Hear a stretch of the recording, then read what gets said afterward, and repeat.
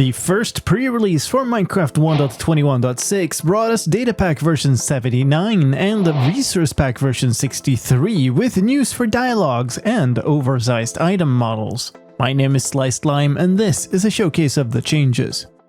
Let's start with dialogues. There is now a new keybind to open a quick actions dialog screen. The default key is G and the behavior is configured by the quick actions dialog tag. If that tag has a single element, that dialog is immediately opened. If it has multiple, the built-in quick actions dialog is opened instead, which by default has buttons for all the tag elements. And if it has no elements, the keybind does nothing. Dialogs can now control whether the game is paused when they open in single player. This is done through a new pause boolean field available for all dialog types. The default is true. You can now also control what happens when an action is taken in the dialog. The default value is close, which closes the dialog. Another option is none, which keeps the screen open. In order to not lock the game forever, this option is only available when the pause field is set to false. And finally, you can also set it to wait for response, which replaces the current dialog with a waiting for response screen. This is intended for laggy connections where you don't want a double action to happen. If no new dialogue is shown after 5 seconds, a back button will become available. Actions in dialogues have changed in this version. All types of dialogues can now have inputs and submit actions, and to accommodate this, the definition of actions has been changed.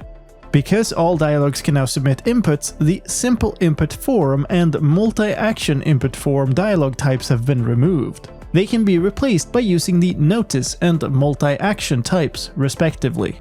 The multi-action, server links, and dialog list dialog types have had their on-cancel field replaced with an exit action field. If that is present, it will cause a button to show up in the footer and also be the action taken when the user presses the escape key.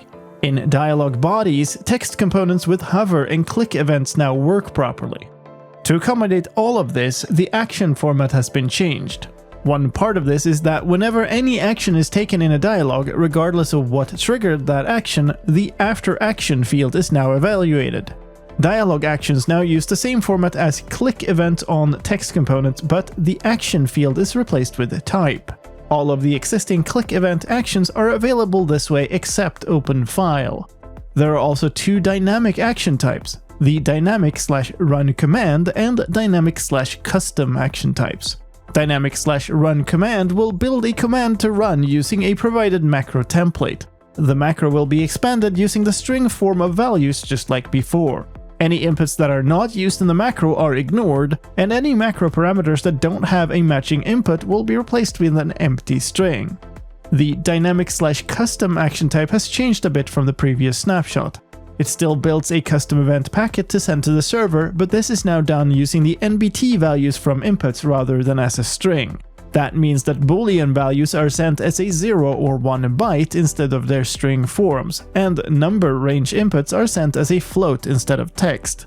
You can also specify additional data in the additions field, which is added to the custom payload. The custom click event has been similarly reshaped to send an NBT object instead of text. In addition to this, a bug has been fixed with the way using the save and quit to title button brought you back to the title screen, which could leave you without a background image and in the wrong part of the game's menus. Let's move on to command changes. The datapack command now checks before trying to create a directory with an illegal name. Running a command with a large output in multiplayer no longer causes you to get kicked from the server. And the set world spawn command no longer ignores the specified angle. In equipment news, the body and saddle slots now work more consistently for players. Their contents is cleared with the clear command, it stays if you die with the keep inventory game rule on, and the prevent equipment drop enchantment effect now works for those slots. The resource pack news this time around are all about item models. They now have a top level oversized in GUI field, which is false by default. Setting it to true causes that item to overflow from the slot it is in rather than be cut by the edges of that slot. Player head items now have a new model type called player head, which handles asynchronous loading of profile textures. The profile field on the other head item model type has been removed, and the profiles are now only supported for the player head model type. And that's all for these pack versions. Thank you for watching, my name is Sliced Lime, and I'll see you next time.